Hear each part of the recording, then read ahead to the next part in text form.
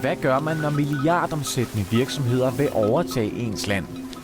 Altså for reindriftsnæringer, så det ikke positivt med veldig mye udvikling. Det det ikke. Olieboringer, åbningen af Nordøstpassagen og en voksende mineindustri forandrer lige nu den isolerede norske by Kirkenes for altid. Jeg vil nok sige, at interessen fra Asien stor, og ikke bare stor, men også økende. Jeg tror, at gevinsten for os veldig, veldig stor. Hvem vinder? Hvem taber? Kan den massive industrialisering vokse, uden at ødelægge det, hele regionen er bygget på? Historien begynder på vej til arbejde på bagsædet af en snescooter.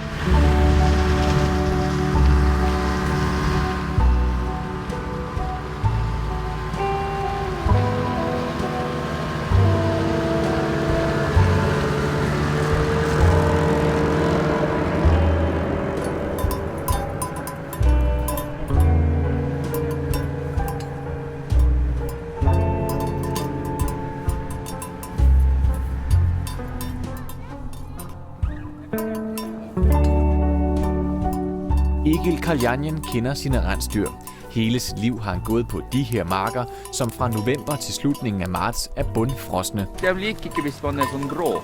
Men det jo ganske vanligt. Det jo sådan med alle dyr. At hvis du brå i bevegelse, du må være rolig og helst prate til dem, så de vet hvor du hele tiden, så det ikke noget problem.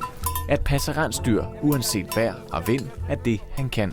Ja, det går ut på at passe på reidene. Det går på at holde dem samlet, køre lidt højt til dem, så for at holde dem samlet. Passe på at ikke den blir taget af rovdyr, og at den ikke går til Rusland. Vi er i Pasvikdalen uden for Kirkenes i Nord-Norge. Her bor Egil alene 5 dage om ugen.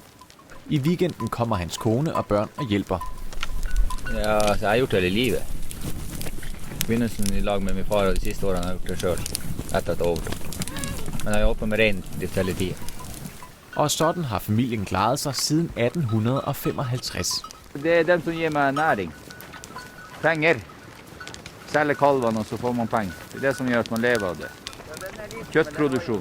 Egil er født ind i en samisk familie. Det betyder, at den yngste generation i familien skal drive rensdyrene videre. Han er nu 5. generation. Og han har det bedst herude, langt fra civilisationen, men tæt på sin families 100 år gamle livsstil. Han har været væk fra området 1 gang i sit liv. Det var på en familieferie forrige sommer. Nej, jeg har været 1 gang i Spania. Det er nok. Hvorfor? Ja, det er jo her det er fint at være.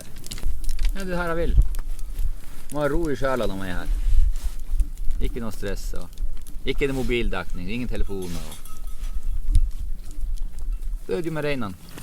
Se hvordan reinene vokser, og se hva som skjer i naturen. Men Egil kan snart blive tvunget til at opgive sin livsstil som rensdyrhyrde. Her er onsdagens nyheter og reportasjer fra Nordnytt-redaksjonen. God kveld og velkommen med. Rett utenfor kysten av Øst-Finnmark kan det ligge store mengder olje og gass. I dag ble resultatene fra seismikkundersøkelsene lagt fram, og de er svært lovende. Oljedepartementet vil nå åpne for oljeleiting helt til delelinja mot Russland. Kirkenes er en af Nordeuropas mest isolerede byer. Den ligger få kilometer fra den russiske grænse, lige så nordligt som Alaska og lige så østligt som Istanbul. Alligevel er Kirkenes lige nu for mange virksomheder en lysende plet på verdenskortet. A new study by UCLA researchers released Monday shows there might be at least one upside to global warming, as new shipping routes could open due to ice melting. The study was published in Proceedings of the National Academy Sciences Plus. Researchers predict that by mid-century, ice-strengthening ships will be able to cross the Northwest Passage and Arctic Sea route in September when the ice layer is the thinnest. And the melting of ice will also make the Northern Sea route, controlled by Russia, accessible to less equipped vessels, thus enhancing the traffic in the region. PhysOrgs reports the new roads will ultimately shorten travel from Europe to Asia. The route directly over the North Pole is 20% shorter than today's most trafficked Arctic shipping lane, the Northern Sea route, which hugs the coast of Russia. Den nye handelsrute skaber behov for nye havne, hvor skibe kan aflaste deres fragt og olie i. Og så giver den mulighed for, at byens jernmalmmine kan udvide forretningen. Ja, så når de tar nye land i bruk, eller tar og starter gruvevirksomhet eller virksomhet i områder som ikke er berørt i dag, så går det ut over beiteområdet vårt. Veldig enkelt. Virksomheden Stolt Nielsen vil for eksempel overtage en del af Egilsland for at bygge en ny olieterminal. Nord-Norges første oljeterminal skal bygges utenfor Kirkenes. Selskapet Stolt Nielsen investerer inntil 4 milliarder kroner i terminalen, som i første omgang skal ta imot olje fra Russland og laste om til større tankbåter. Og minevirksomheden Sydvaranger planlægger at udvide deres mine efterhånden, som den nye handelsrute gør det billigere at sælge jern. Det vil betyde, at Egils rensdyr ikke længere kan gå fra deres vinterområde til sommerområdet på halvøen her, hvor nødvendige planter gror, som de spiser i sommerhalvåret. Egil frygter at miste sit arbejde, sine rensdyr og alt det, hans samiske familie står for. For som samisk rensdyrhyrde ejer han ikke landet, men har kun landet til låns af kommunen, som til hver en tid kan fratage ham retten. Altså for reindriftsnæringa så det ikke positivt med veldig mye utvikling, det det ikke. For alle utvikling, eller hvis det blir en sånn ekstrem industrialisering som de snakker om, så vil jo Finnmark bli sånn som man kjenner det i dag, blir radert. I mange år har Kirkenes knap 10.000 indbyggere levet af krabbefiskeri, turisme og minedrift.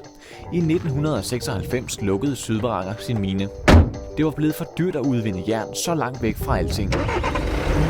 Hundredvis af lokale mistede deres job.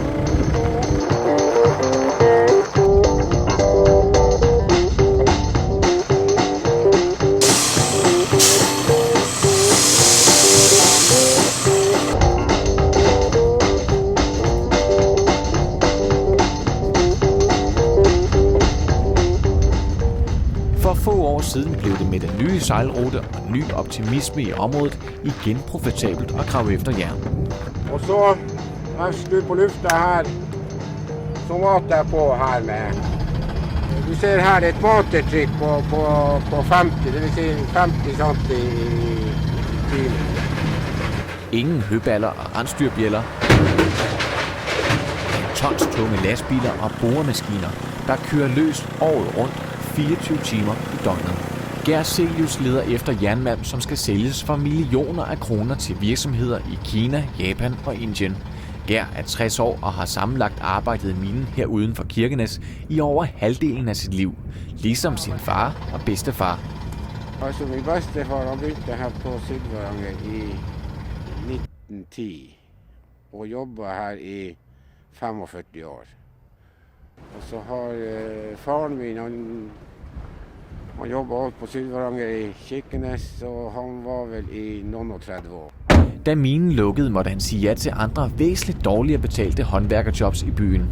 Men da motorerne i 2009 blev startet op igen, var han en af de første til at klatre op på maskinerne.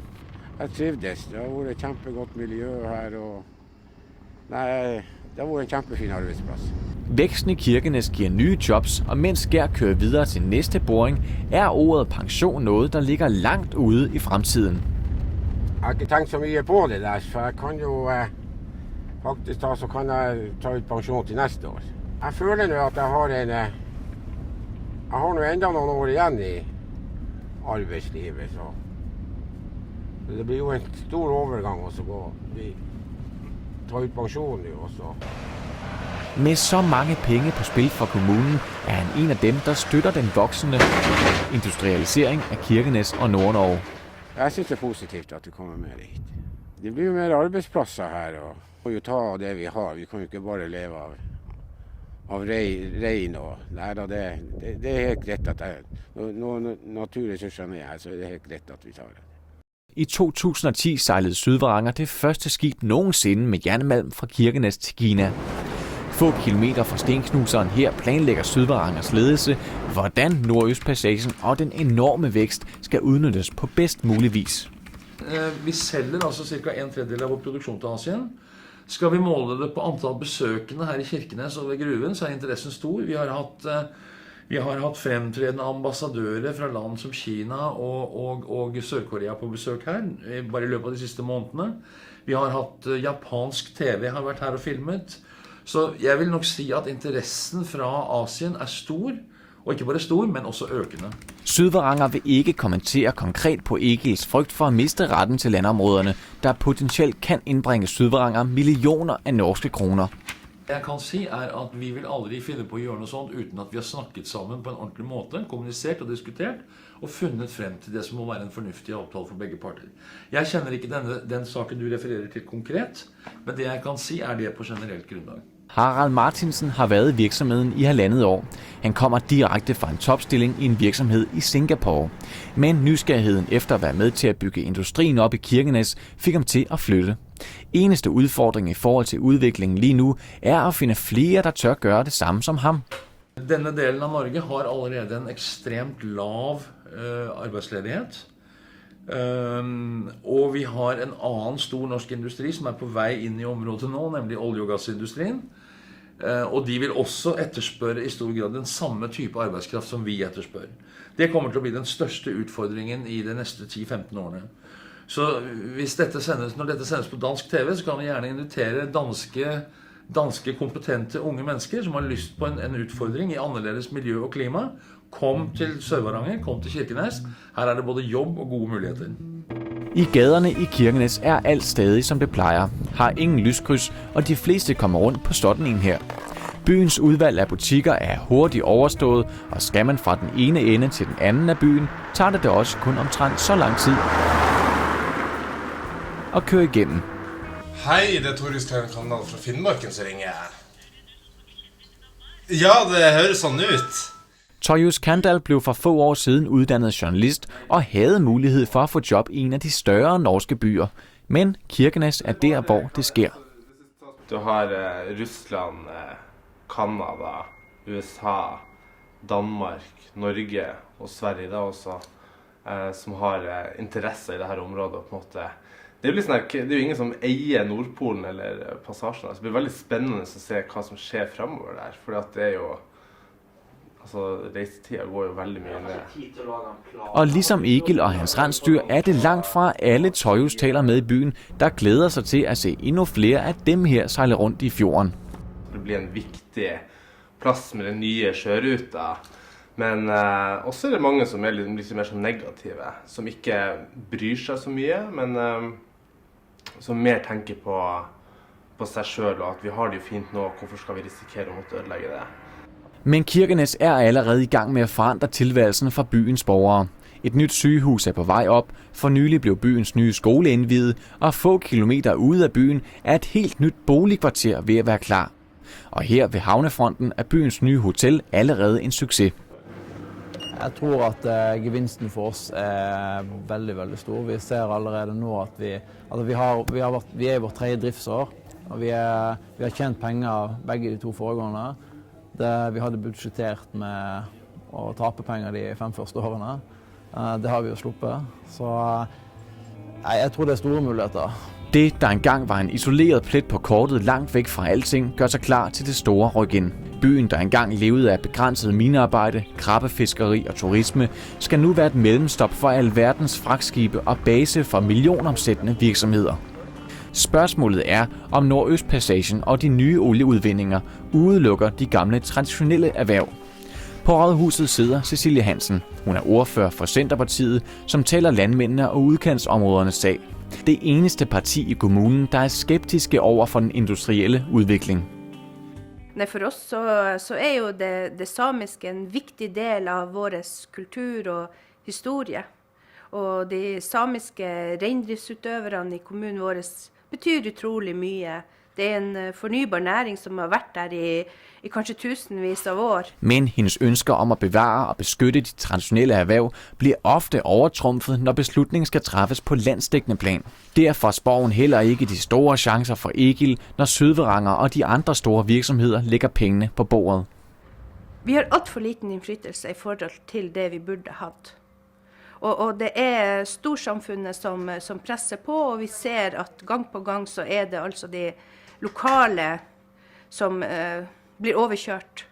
Og både lokale næringsutøvere og lokalpolitikere blir overkjørt og presset.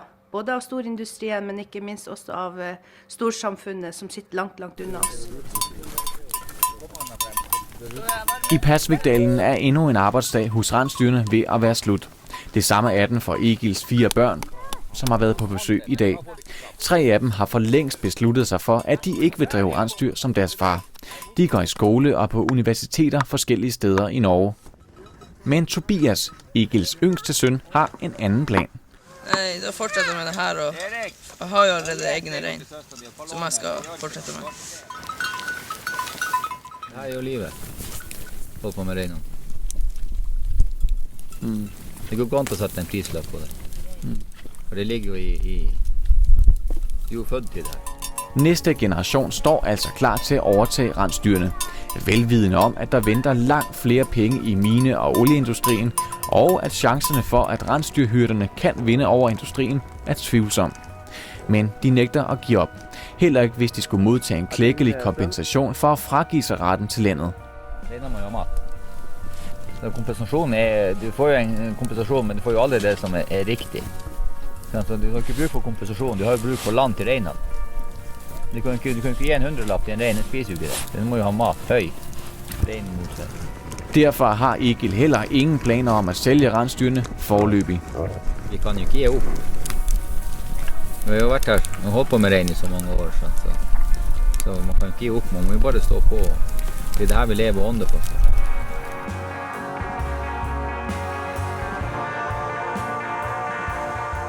Egil drager til foråret endnu en gang gennem skovene og mod sommerområdet, hvor rensdyrene slippes løs.